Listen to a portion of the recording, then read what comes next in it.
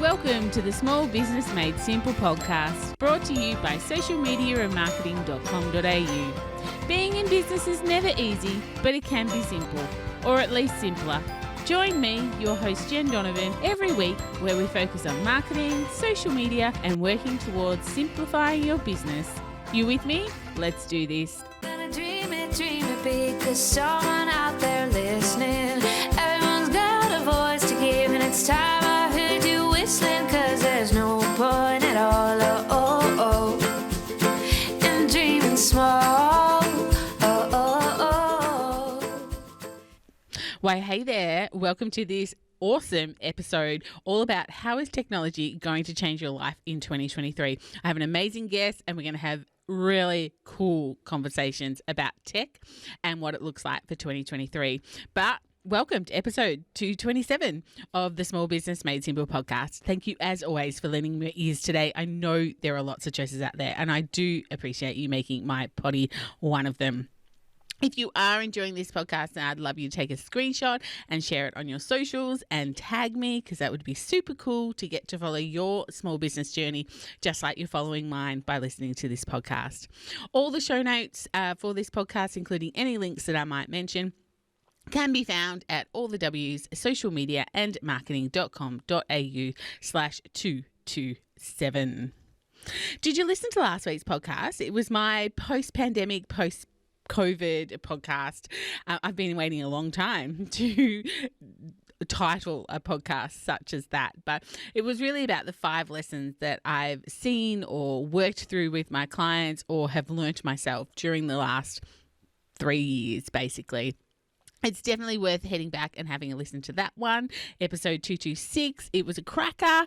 But of course, today's is going to be a cracker as well. Otherwise, let's get on to today's episode. I have a guest for you, like I said, and we are going to talk all about tech, particularly AI, so artificial intelligence, and how that's going to change your business life and perhaps even your personal life in 2023. That is, of course, if you actually embrace it. Tracy Sheehan, the digital guide, is certainly going to do her best to inspire you with her tech talk today. Tracy's on a mission to close the digital divide for small business owners and end technophobia for once and all. In fact, her book is called The End of Technophobia, which has won several book awards last year. And she was actually a guest on my podcast back on episode 149. Go back and have a listen to that one as well. Tracy, in recent weeks, has introduced me to ChatGPT, which has already changed my life. And no doubt we are going to dig into it on the podcast today, which I am stoked and super excited about. So anyway, that's enough from me. Come and continue listening to my conversation as I chat to Trace Sheehan, the digital guide, all about tech life and what it's going to look like in 2023. Trace, I'm excited to have you back on the podcast. Thank you so much for joining me today. So you were just saying 149 was the last time I was here. Yeah, I don't even know how many weeks ago that is. No, will you do what one? Let's not even.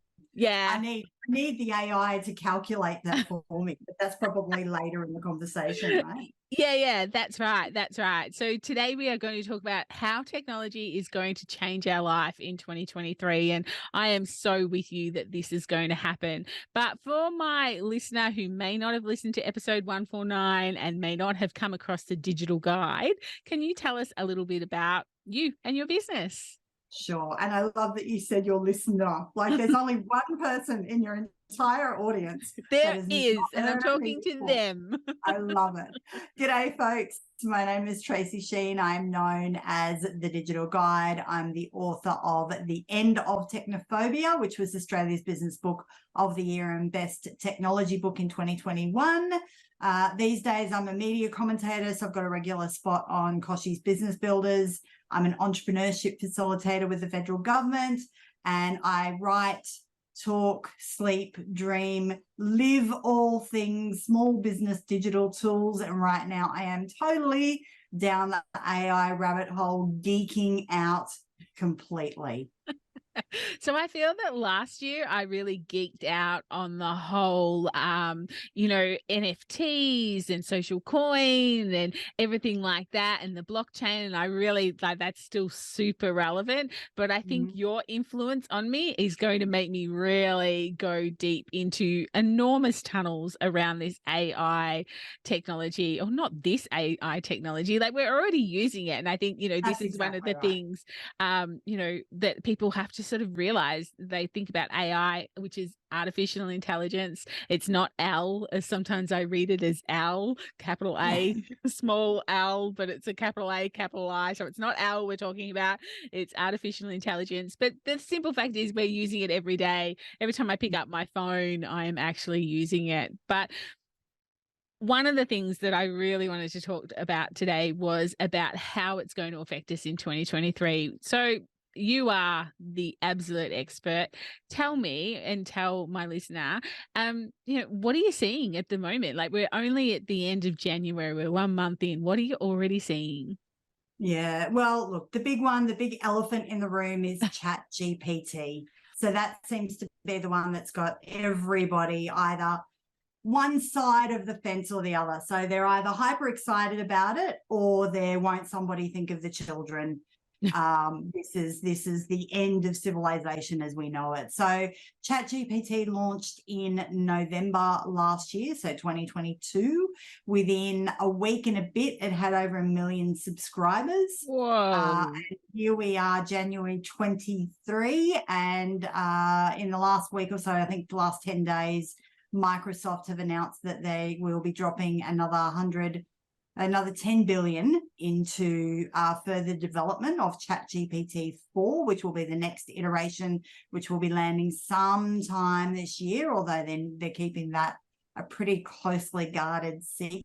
And I think the reason it has been the one that has really caught people's attention is because it's a native language processor. So what I mean by that is the first time that we've really been able to type into a computer and have a conversation. So go, hey, I need to write a blog aimed at small business owners over 40 to help them understand why they should be thinking ChatGPT is a good thing.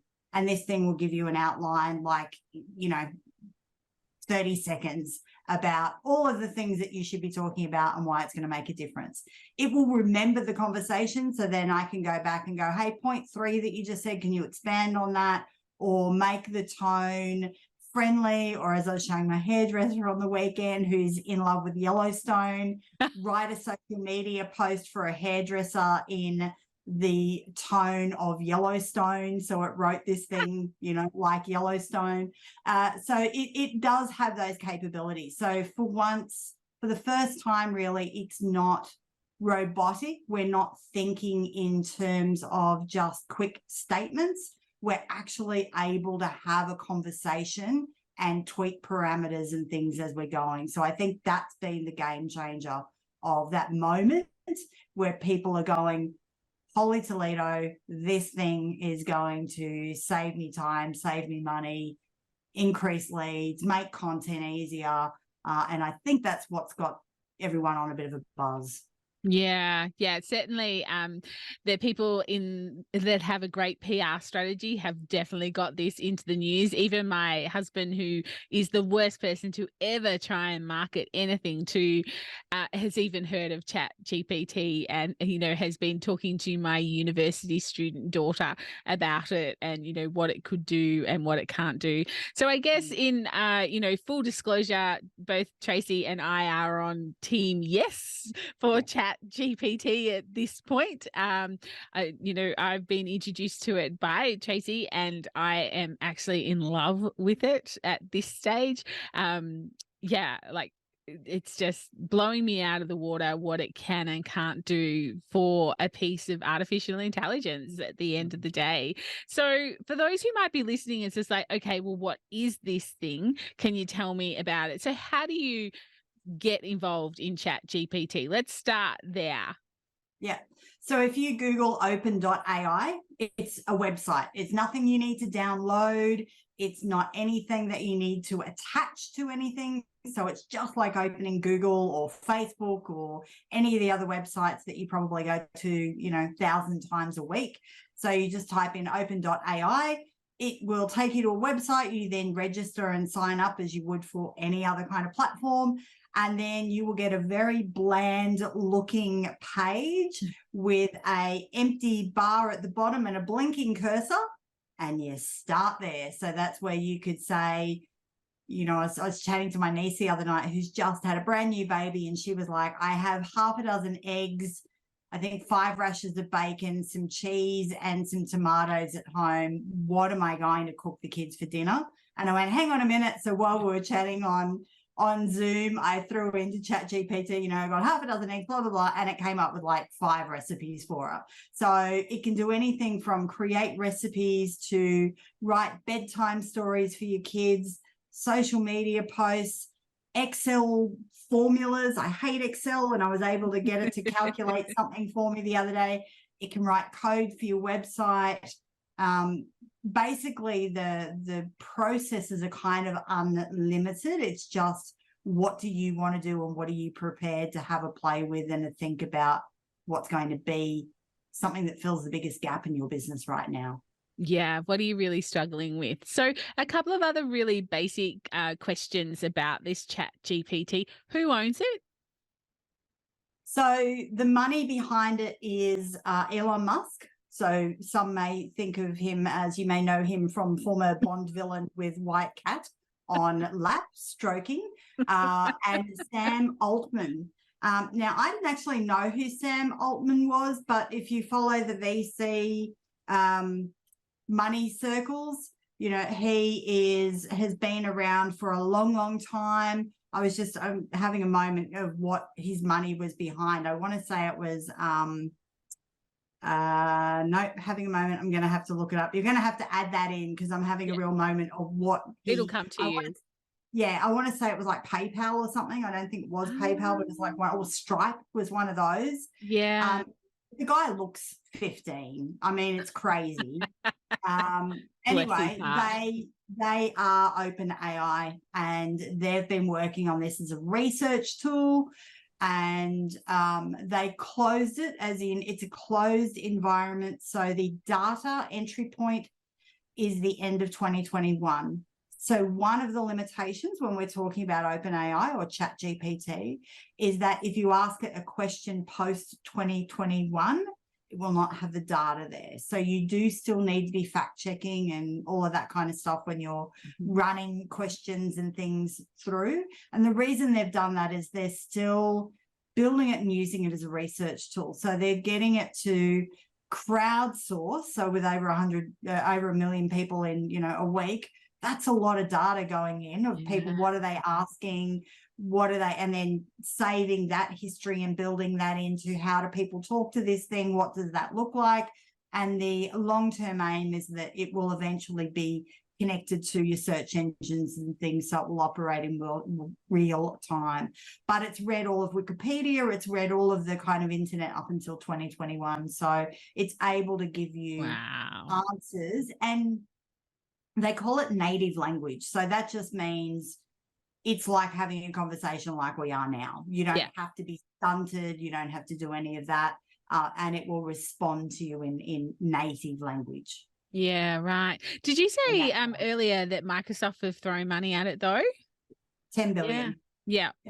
Just chop change. Well, I think Microsoft now see it as their first opportunity to really go head to head with Google. Oh, I'm not sure if I think that's a great idea or not, but that's very interesting all the same. You can't tell me that Google haven't been developing their own system in the background. Like we've seen Google Assistant and we've seen that type of thing coming through the traps. It's just Google haven't released it to the public. So when you think about how quickly Google can answer your questions in terms of, where's the best Thai restaurant near me, or, that type of information, and how Google Assistant can listen and interact with you, they've got this Yes. AI into their system as well. It's just they're not crowdsourcing and putting it out to the general public right now. So I think it's just Microsoft going, okay, this is the first time we're actually able to really go head to head. What does that look like? Yeah, great. I like that. And the other question that I had that I know I've seen in a lot of groups and a lot of Q&As in the last 2 weeks or so, since pretty much it's a bit like a red car for me since I've discovered it. I'm seeing it everywhere. Yep. Is who owns the data that comes out of it? So if I get it to write me a blog, who owns that blog? Do we know the answer to that yet?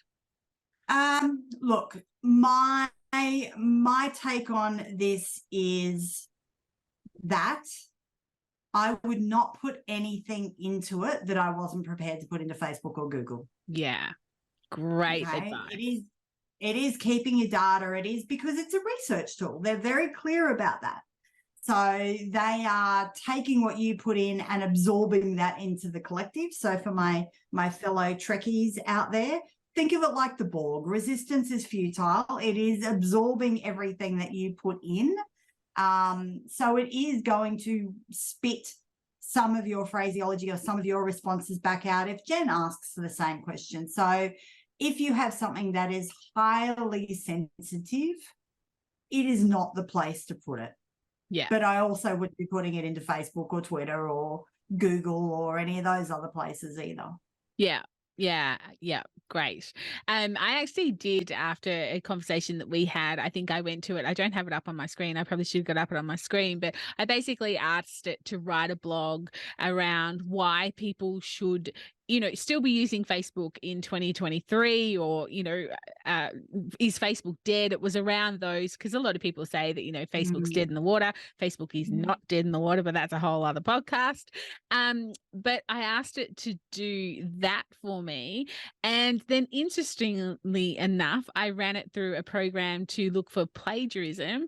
And there was like one phrase, it was like 2.4% that it identified as possible plagiarism. So that really surprised me, because it is drawing information off other people's information, and yet it is clever enough. I'm not quite sure if clever is the right word, smart enough that it is rewriting it to the point where it's not considered somebody else's work. Yeah, and I think that has a lot to do with the way that you phrase or pose the question to it in the first place. Okay. So the information could be the same. However, your audience is going to want it structured in a different way to mine, or to, John from Alabama that's, put the information in. So if you say to it, my audience is small business owners based in regional Australia. They're predominantly female, aged over 30. I want the tone to be friendly and informative. Then the way that it spits the answer out is going to be different to someone who puts in, my audience is corporate and I'm speaking to HR and senior executives. I want the tone to be formal and constructive. Yeah. So the way that it structures the responses are going to be quite different. So even though the guts, if you want to, take it like that, even though the guts of the information, the data is the same, the tonality, the phraseology, the way that it's structured and put together is going to be, quite different compared to how other people are looking. I just had a flashback, by the way, Sam Altman, Airbnb, Stripe, Reddit, Asana, Pinterest. So the guy's been a while. And what does he look? 17. God bless him. Oh, seriously, like Google him. He would, yeah. Oh, wow. Awesome. 1985 he was born. I've got genes older than him. Oh dear. If only we were blessed with such intelligence, or I don't know, gumption, not quite sure which way to push that one at all. Okay, so we've spoken a lot about the positives, and we will touch on other AI. It's just that this is such a hot topic at the moment, this ChatGPT. I really wanted to dig into this with you, but not everyone's happy. And there are certain people, and I've seen it in Facebook groups and, discussion groups and that sort of thing, that people just like pretty much with every other piece of AI that comes out, it's going to take our jobs. It's not good for us. We, shouldn't do this, should do that. So not everything out there is positive about it, according to some people. But what's your thoughts? Is it going to, like my job, for instance, my job as a marketing person, or someone's job that actually writes blogs for other people, like a copywriter or something, is it going to take their jobs, in just your opinion? No. I love just a flat out answer. No. No. Then Right why? now, Why do you say no? What's your point? Well, right now, as we speak in January 2023, ChatGPT is not a critical thinker. Yep. It spits data and it uses natural language to share the data. But essentially, it thinks it's a toaster. It doesn't actually know what it is. So where you add value, where I add value, where copywriters add value is in that critical thinking, is in being able to really dig in, know the audience, know the pain points, know the emotion, know the stories, know everything that actually connects you with the audience.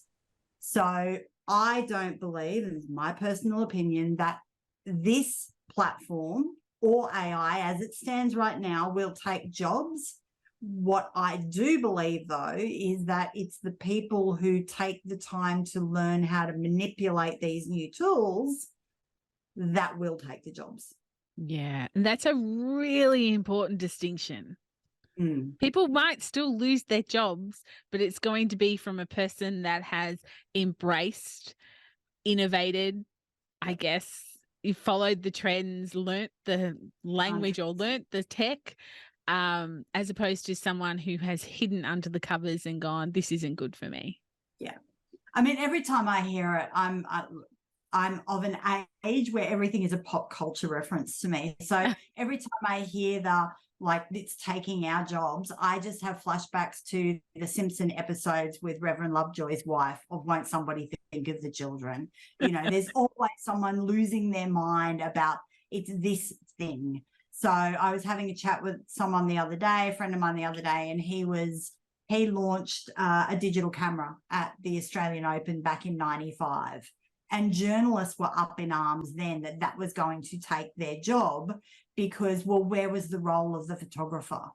In fact, what happened was it just made sending and sharing the data so much quicker that it led to what we now know as the 24/7 news cycle.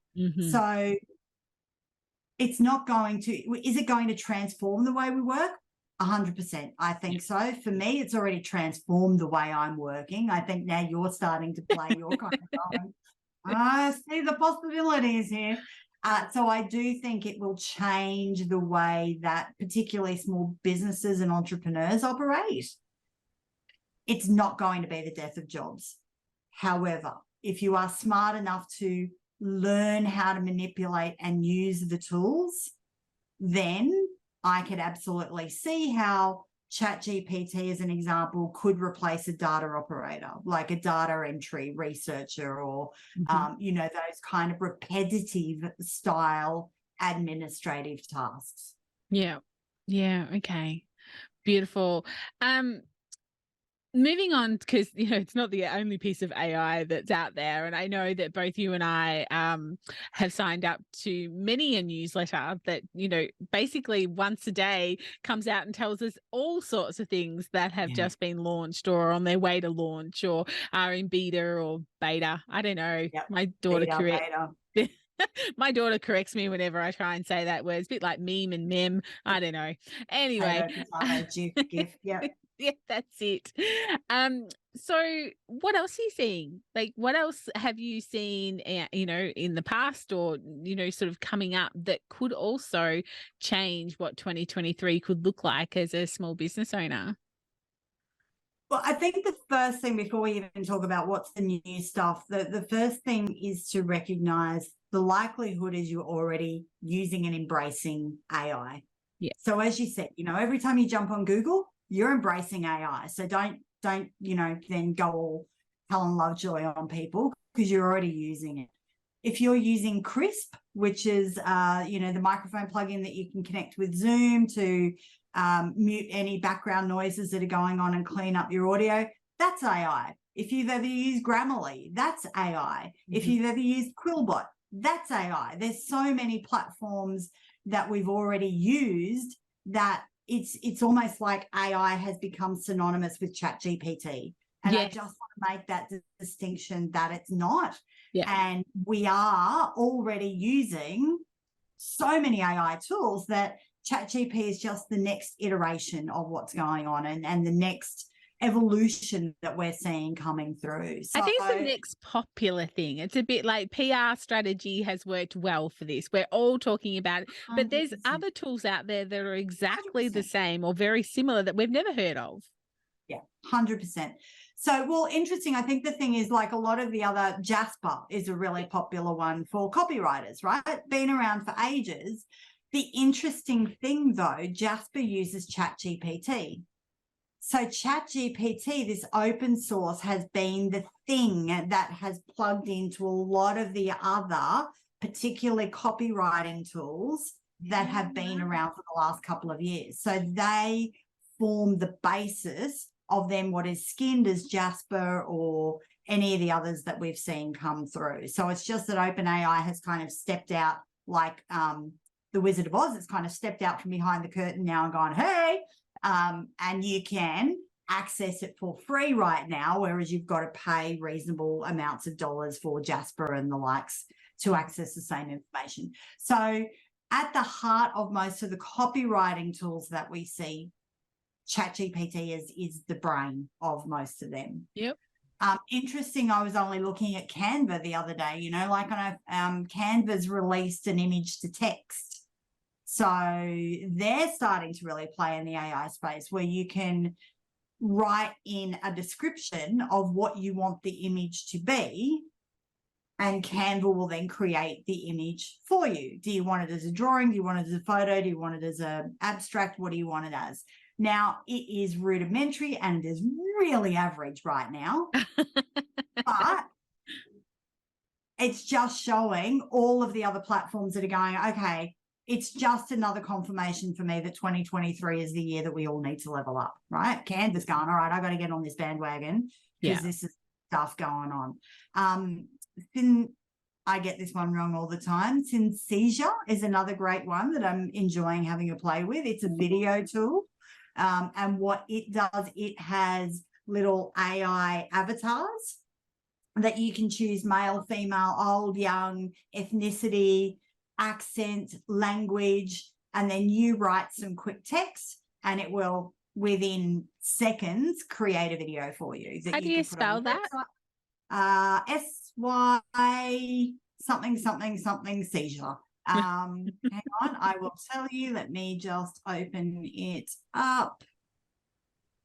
SYNTHESIA, synesthesia.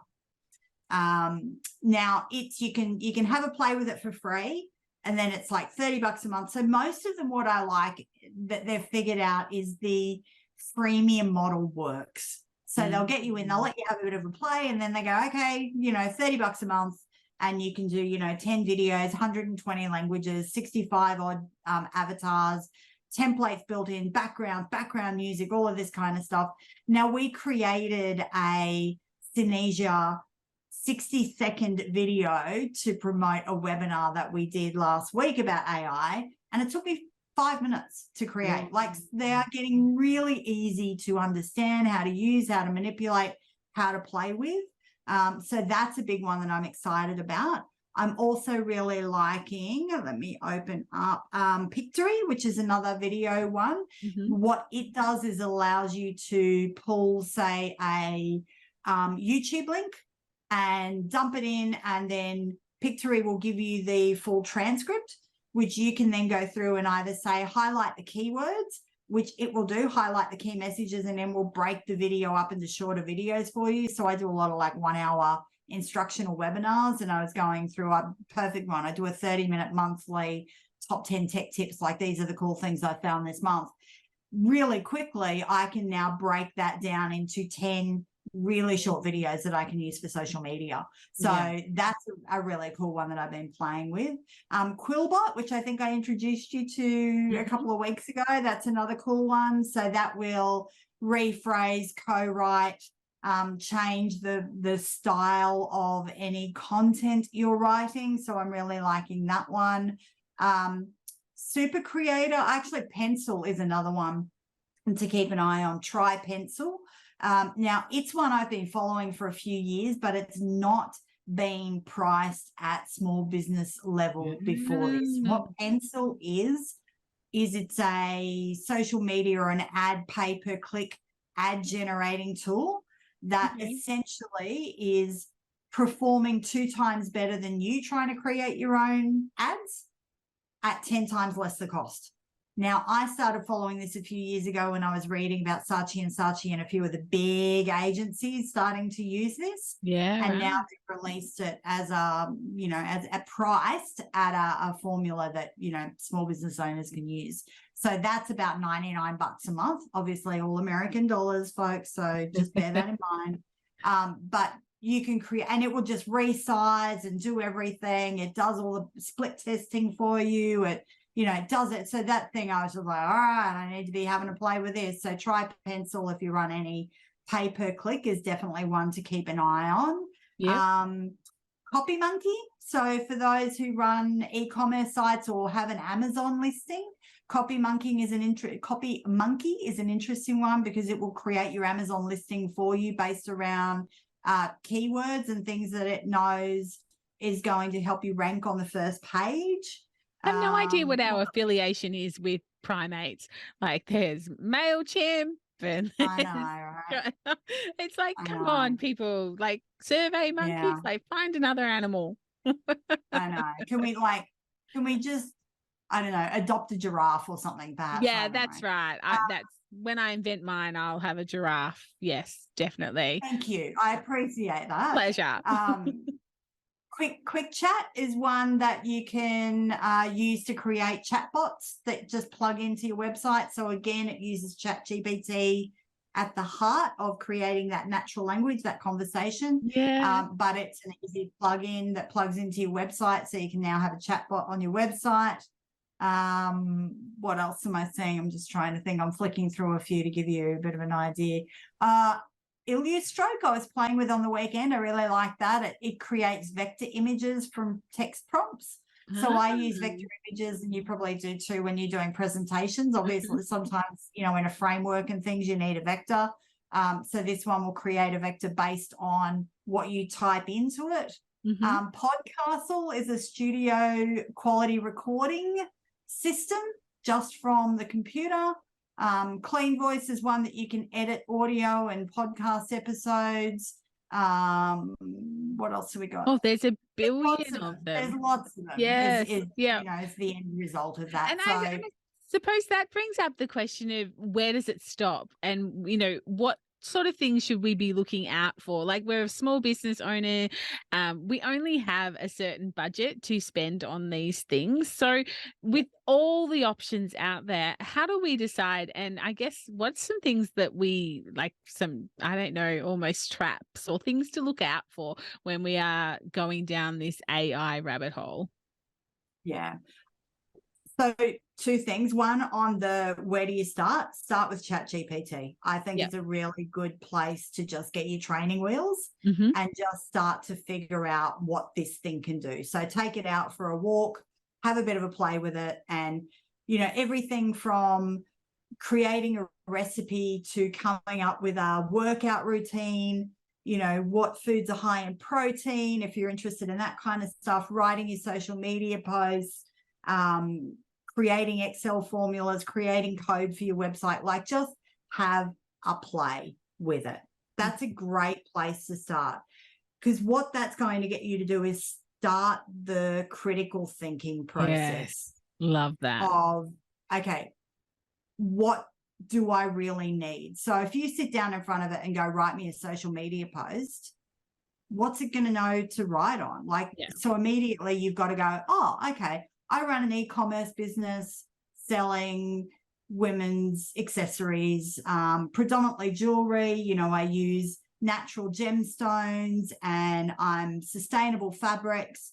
Write me a social media post. So then it will start to write you a social media post. You read it and you go, doesn't really sound like something I write. So now you refine it. Okay, my audience is typically women in Australia that are over 40, they're time poor. Make it sound like Sarah Jessica Parker from Sex and the City. So now it's going to rewrite it in that kind of tone for you. So now you can look at it again and go, okay, what would be 5 good hashtags I can use with that? So it's going to give you a list of 5 good. So it's going to force you to keep kind of thinking and refining and tweaking and testing. So that's going to build your muscle to then start looking and playing with other AI tools. Yeah. But the same thing, the next step is the same thing I do with any of my clients when it comes to any digital tool, AI or not. What's the big pain point in your business? Yeah. What is it? If you could solve that one thing that would give you back time, that would, you know, what is it? So is it that you hate editing the videos that have to go on your YouTube channel? Okay, go have a play with Synesia or Pictory, or find a video editing AI tool. Play with that one next. If it's around, I don't know, getting Excel formulas to work properly, then go and have a look at Sheep God. You know, but find that one thing that's going to plug a gap for you. And do that, because otherwise, and this is my job, not yours, otherwise you're going to bounce from shiny thing to shiny thing. Yes. And not earn any money, save any time, do anything, but you're going to probably either get really, really frustrated or have a lot of fun. It's either going to fall on one side of those coins. And that's my job. That's what I do. So then I can come back and go, hey, Jen, I just found 5 really cool tools you need to tell your folks about. And that's where you can then kind of look through those 5 that I've found and go, oh, that one sounds cool. I'm going to try that next. Yeah. Great. Is there any, let me get my words around this question. Do you ever feel like your data is in trouble? You know, could anyone, like, obviously these people who are making these AI, possibly it's the first thing they've made or the first thing that has gone public for them or something. So somewhat, I know that ChatGPT is a little bit different, but somewhat a lot of these ones are unknown people to us. So as far as cybersecurity goes and that sort of thing, do you ever have that fear, or is it just going back to what you were saying before? You know, if you're prepared to put it into Facebook and Google, you could put it into one of these. 100%. My theory on this is if a product is free, you're the product. Yeah. Oh my God. I think that needs to be on t-shirts that we wear. That is just, and people forget that so very quickly. Mm-hmm. So the moment that you know, look, we're not going to read the terms and conditions. We're just not. We're not, well, I'm not, you know. Actually, there's a new AI tool that I was looking at the other day, and I can't remember the name of it, that does that for you. And then I think it was called Red Flag, and highlights the things that you probably should be aware of. But here's the thing. If you don't tick the I accept the terms and conditions, you can't use the damn platform anyway. Yeah. So, right? So if you are trying something for free, don't put your most sensitive data into it. If it's something that you don't want to potentially have show up somewhere else, just don't do it. Yeah. But we live in that world now where we do, you know, Medibank's getting hacked, Optus is getting hacked, the government's getting hacked. Our data is going to end up somewhere. Mm-hmm. So the best you can do is follow the, you know, have your 2-factor on, just play some common sense. Yeah. I typically, to be honest, will not sign up for a company that is brand new. Yep. If it's like a CRM, for example, I wouldn't go and buy a CRM from a brand new company, because I don't want to go and spend hundreds of hours setting a CRM up to find that the thing falls flat in its face in 6 months' time because it doesn't have the VC behind it. Yeah. I'll sit and watch it for 12 months, 18 months, 2 years, watch its patterns before I decide to give it a crack. But if it's something like I want to play with the video editing tool, then, you know, I kind of weigh up the risks. Yeah. What's the worst that's going to happen? My image is out there now, right? But again, on the webinar last week, I was chatting to one of the panelists and he was saying, I'm ready to get Synesia to create myself as an avatar so I can generate videos easier. Now, my spidey senses go off at that point because it's that point that I go, who owns your likeness? Yeah. Do I want to end up potentially selling Tupperware online in Namibia? Because that could happen, right? So it's that point that I go, hang on a minute, am I ready to go all into that level? Yeah. And I'm not. Yeah. Am I good to chuck in a YouTube URL that I can restrict a 30-minute webinar to 10, 30-second videos that I can put on social media so I don't have to pay a video editor or spend 6 hours trying to figure that out myself? Yes. That trade-off I'm good with. So I think and that gets back to the critical thinking, right? It's just sitting back and kind of going, hang on a minute. You know, if this ended up with me promoting a gym in Namibia, Azerbaijan, would I be okay with that? You know, if I ended up being seen to flog, I don't know, incontinence diapers in Sydney, would I be okay with that? Yeah. So that's just the sanity check I come back with. Yeah. Yeah. I love that. That's a really good piece of advice for people, you know, like I would always say, you know, with marketing, for what purpose? And it's a very similar question. It's just like, worst case scenario, would I be okay with that? Yeah. And but if no it's sense free, you're the product. Yeah. Yeah. Yeah. End of the day, if it's free, you're the product. So you just got to be prepared that that's the trade-off. Yeah. If you're okay with that, have at it. Yeah. Yeah. Beautiful. Remembering, of course, for my listener, that Facebook and Instagram are free. So, and there we go. And you are the product, right? Go back to Cambridge Analytica. Yep. And they have a lot of sensitive information on there for sure, more than any AI program will probably ever have on you. Absolutely. Although they are AI themselves. So, absolutely. Why did they change their name to the metaverse? Yeah. Because that's what they know. The future is data. The future is AI. They know that. Yeah. I was listening to a podcast out of the States from an FBI cybersecurity expert that was saying 5 pieces of data and he can track you to within, I think he said like 100 meters of wherever you are in the world at that time. Oh, see, that's scary. 5 pieces of data. Yeah. Think about all of the photos you've uploaded to Facebook over the years. Think about all of the birthdays you've said, you know, you've talked about. Think of all of I've checked in at this restaurant. I like this cafe. I drink this sort of coffee. They have everything they already need. Yeah. Yeah. Which is why Cambridge Analytica was another conversation. Yeah. Yeah, that's right. That's right. And hopefully they've learned to behave themselves since Cambridge Analytica, which, you know, they definitely got hauled over some sort of lukewarm water for. But anyway, I'm going to ignore the shaking of your head because I think we totally respect everything that Metaverse and Mark Zuckerberg have to say as our galactic overlords, along with the Google gods. With the Amazon gods just thrown in. Indeed. For good measure, for sure. Jeff Bezos would not do us wrong. No, heck no. Anyway, this has been such a great conversation. I'm sure that my listener is kind of either very perplexed, very excited, or perhaps a little bit of both. Which, and that's a good place. A little bit of both is a great place, because that healthy skepticism is the place to approach this from.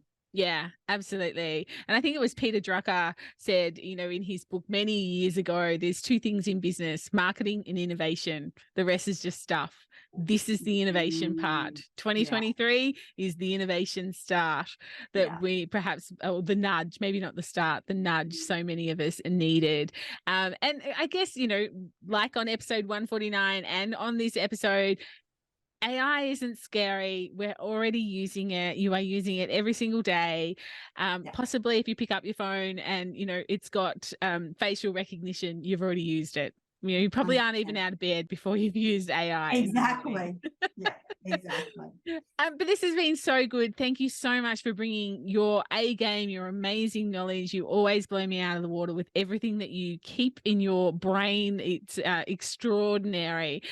For my listener who might like to get in contact or to join your list to, find out what they should and shouldn't be doing and all of that, where's the best place for them to get in contact with you?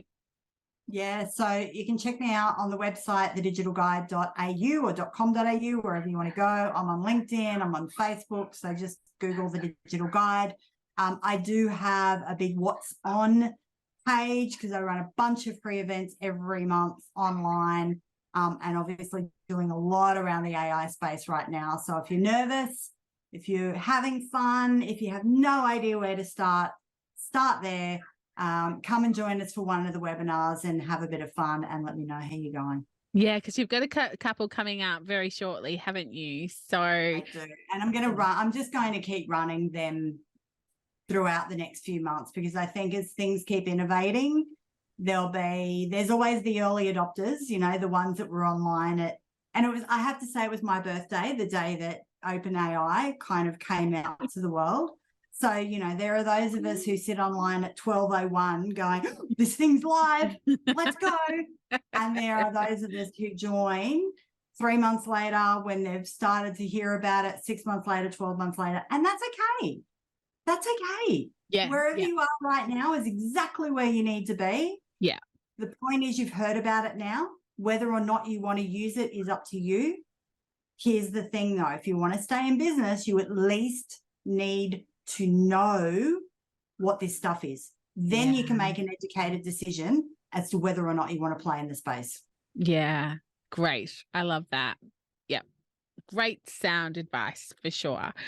Thank you incredibly much for joining me today. I know it's been a bit of a longer episode, but just so worth it. You're amazing. Thank you. I can't wait to have you back again to chat about the next huge thing that is disrupting our social media feeds at some stage. I know.